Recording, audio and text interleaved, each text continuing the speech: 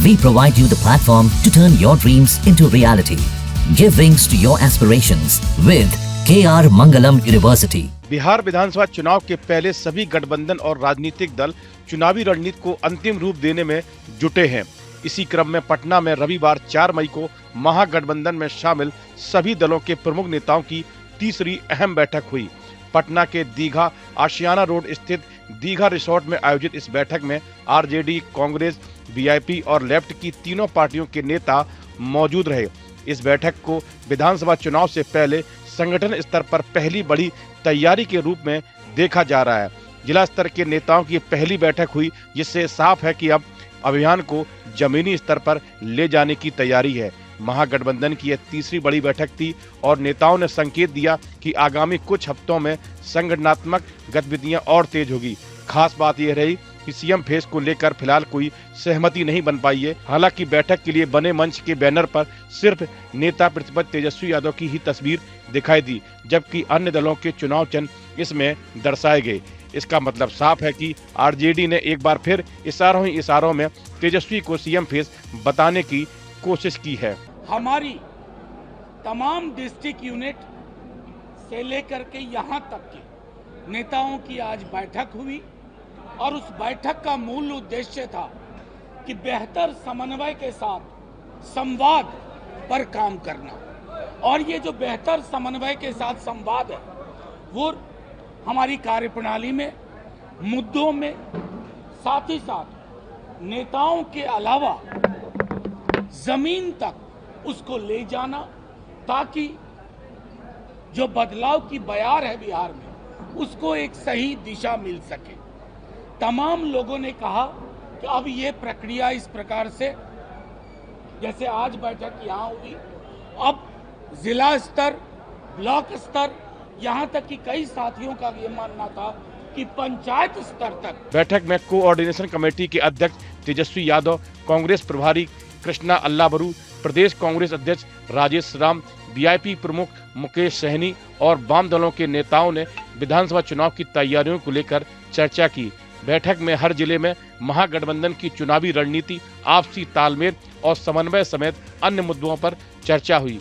सभी पार्टियों के कार्यकर्ताओं को टास्क दिया गया। इससे पहले 17 अप्रैल को आरजेडी कार्यालय में महागठबंधन की पहली बैठक हुई। इस बैठक में तेजस्वी यादव को कोऑर्डिनेशन कमेटी का अध्यक्ष चुना गया। इसके बाद 24 अप्रैल को पटना स्थित कांग्रेस दफ्तर में महागठबंधन की बैठक हुई। इस बैठक में तेजस्वी यादव ने इशारों ही इशारों में खुद को सीएम फेस बताया था। महागठबंधन में सीएम फेस को लेकर विकासशील इंसान पार्टी के प्रमुख मुकेश सहनी ने कहा, कोई भी कंफ्यूजन नहीं है। जिनके पास वोट ज्यादा है, जिनके पास ताकत है, वही व्यक्ति लीड करेंगे। मुकेश सहनी के इस बयान ने सियासी भूचाल मचा दिया। हालांकि एक बार फिर सीएम फेस को लेकर किसी का नाम फाइनल नहीं होने के संकेत मिले। बैठक के बाद राष्ट्रीय जनता दल के सांसद मनोज झा ने बताया कि बिहार की सभी 243 सीटों पर महागठबंधन चुनाव लड़ेगा। बिहार में महागठबंधन एकजुट होकर चुनाव लड़कर एनडीए को शिकस्त देगा। उन्होंने कहा कि 20 मई के दिन मजदूरों की हड़ताल होगी। इंडिया ब्लॉक इस हड़ताल का समर्थन करेगा। आरजेडी सांसद ने कहा कि पार्टी की मजबूती के लिए सभी घटक दलों के साथ मिलकर बूथ लेवल तक काम हो रहा है।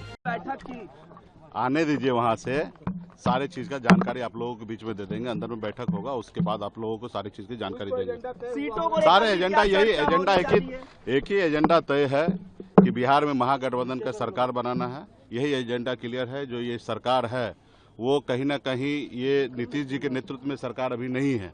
ये ब्यूरोक्रेट सरकार को चला रहे हैं।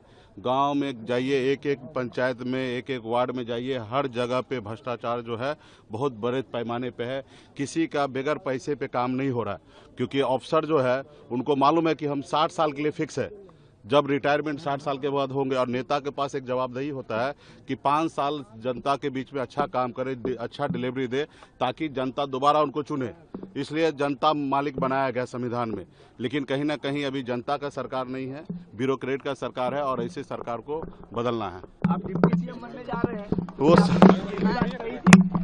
वो सब आने वाले समय में क्लियर हो जाएगा। इधर एनडीए में शामिल जेडीयू ने इस बैठक को लेकर जोरदार तंज कसा है। जेडीयू के प्रवक्ता नीरज कुमार ने कहा कि महागठबंधन की बैठक उनका आंतरिक मामला है, लेकिन दीघा के जिस रिसोर्ट में बैठक हो रही है उस इलाके में लोग लालू यादव के शासनकाल में दिन में भी नहीं जाते थे।